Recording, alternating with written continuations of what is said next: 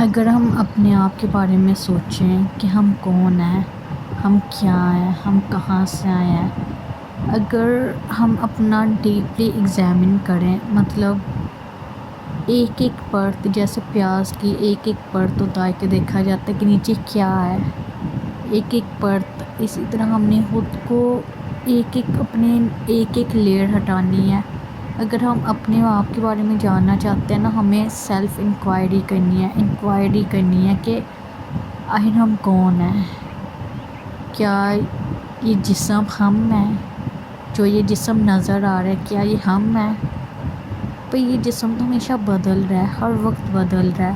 جب ہم چھوٹے تھے، بچہ تھا، جب ہم چھوٹے تھے، یہ جسم چھوٹا تھا، تب بھی کیا ہم تھے؟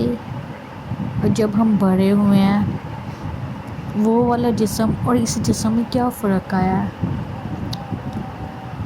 مطلب یہ جسم تو ہمیشہ بدل رہا ہے نا، تو ہم کیا ہمیشہ بدلتے رہتے ہیں؟ یہ جسم ہمیشہ بدلتا ہے، چھوٹے سے پھر جوانی کے بعد بڑھاپا آتا ہے، پھر جسم ختم ہو جاتا ہے۔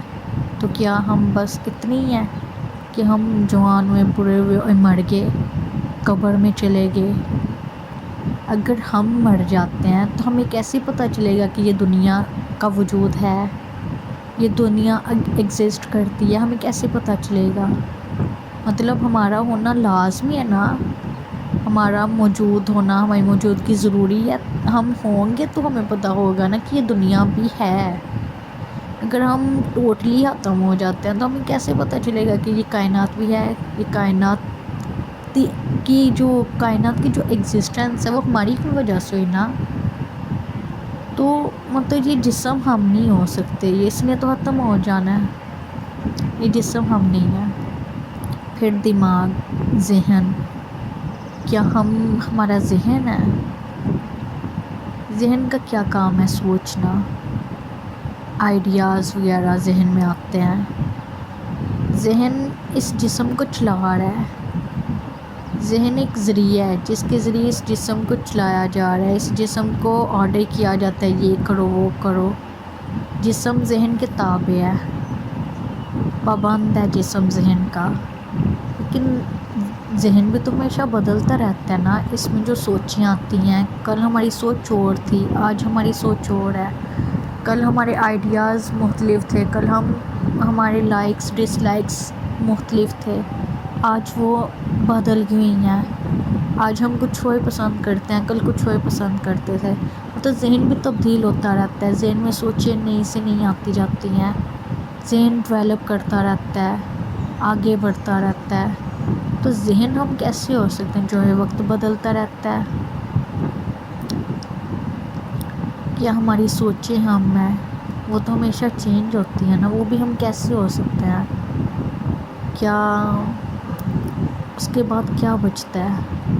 مطلب ہم اس کی لیز کو ہٹاتے رہیں تو کیا بچتا ہے؟ ہمارا نام ہم نہیں ہے، یہ ہمیں دوسروں سے ملا ہے۔ ہماری کاسٹ، ذات ہماری نہیں ہے، یہ ہمیں دوسروں سے ملا ہے۔ ہمارے پیرنٹس نے ہمیں بتایا، ان کے پیرنٹس نے ان کو بتایا۔ تو مطلب یہ سارا کچھ ہمیں یہ لیبلز وغیرہ جو ہمیں دیے گئے ہیں، یہ سارا کچھ ہمیں دنیا سے ملا ہے۔ ہمارا اپنا کیا ہے؟ یہ سب کچھ تو ہمیں دنیا سے ملا ہے نا۔ ہمارے پاس کیا بچتا ہے؟ جسم ہم نہیں ہیں، ذہن ہم نہیں ہیں، سوچیں ہم نہیں ہیں، خیالات ہم نہیں ہیں، فکریں، پریشانیاں، ہم منٹ میں ٹھیک ہو جاتے ہیں، منٹ میں ہوش ہو جاتے ہیں۔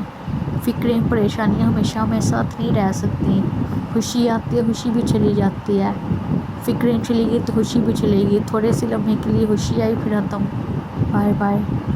ایک جو سکون ہے، جو ہمارا حق ہے، وہ ہمیشہ رہنے والا سکون، پرسکون زندگی، وہ چیز حقیقت ہے۔ ہم جسم نہیں ہیں، ہم ذہن نہیں ہیں، ہم سوچیں نہیں ہیں، ہم پریشانیوں سے سدا چمٹے نہیں رہ سکتے، ہم خوشیوں سے سدا چمٹے نہیں رہ سکتے۔ تو کیا ہے جو ہمیشہ رہتا ہے؟ روح، ہماری روح، جو جب ہم چھوٹے تھے تب بھی وہ ویسی کی ویسی تھی، جب ہم بڑے ہوئے تب بھی وہ ویسی کی ویسی ہے۔ تو روح کبھی بھی تبدیل نہیں ہوتی، کبھی بھی تبدیل نہیں ہوتی۔ روح کیا ہے؟ احساس کا نام ہے۔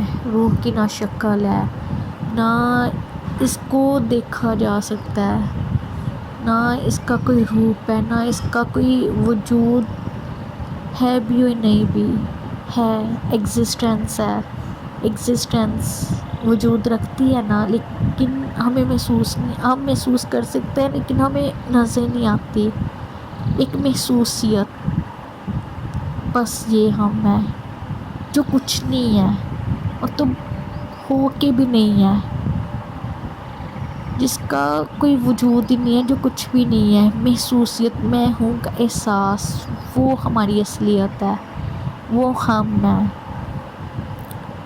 وہی حقیقت ہے جو ہمیشہ رہے گی۔ وہ ہوں کا احساس ہے، ہوں، میں ہوں، یہ احساس، یہ چھوٹے ہوتے بھی ہمیں ایک لمحہ وجود کی کیفیت طاری ہوتی تھی بعض دفعہ ہم پہ، لیکن ہم اس کو جھٹلا دیتے تھے اور پھر اپنی زندگی میں مصروف ہو جاتے تھے۔ میں ہوں کا احساس، یہ موجودگی کا احساس، وہ چھوٹے ہوتے بھی ہمارے ساتھ تھا، ہمیں محسوس ہوتا تھا کہ ہم موجود ہیں، ہم ایگزسٹ کرتے ہیں۔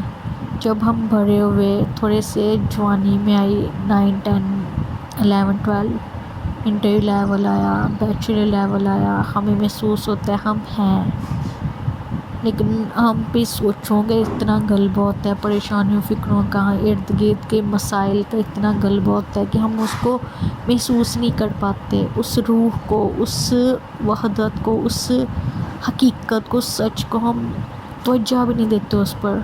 وہ ہوں، وہ ہم ہیں، وہ حقیقت ہے، وہ سول ہے، وہ کانشیسنیس ہے، وہ اویئرنیس ہے، وہ آگ ہی ہے، بس موجودگی کا احساس۔ اسی کو روح کہتے ہیں، یہ حقیقت ہے، یہ ہم ہے، یہ مرنے کے بعد بھی ہمارے ساتھ رہے گی، مرنے سے پہلے بھی ہمارے ساتھ سدا رہے گی۔ اسی کو ہمیں اسی پہ کام کرنا ہے، اسی پریزنس ہیں ہم ہیں تو یہ دنیا موجود ہے نا۔ اگر ہمیں اس دنیا میں رہنے کے لیے جسم لباس کے طور پر ملا ہے، تو اس کے مرنے کے بعد بھی تو کوئی نہ کوئی ایسا اللہ نے ذریعہ بنایا ہوگا نا کہ مرنے کے بعد بھی ہمارا جو وجود ہے، جو کسی نہ کسی حالت میں اپنا اظہار کرے گا۔ شاید مرنے کے بعد اور لباس مل جائے، جو ایسا لباس جو نظر نہیں آ سکتا، اس طرح کا کچھ لباس، جیسے یہ بھی تو ایک لباس ہے نا، یہ جسم ایک لباس ہے نا، حقیقی انسان کا لباس۔ حقیقی انسان روح ہے، حقیقت جو ہے نا وہ روح ہے۔ نفس کو موت ہے، نفس جو ہے نا وہ موت سے ڈرتا ہے، روح موت سے نہیں ڈرتی۔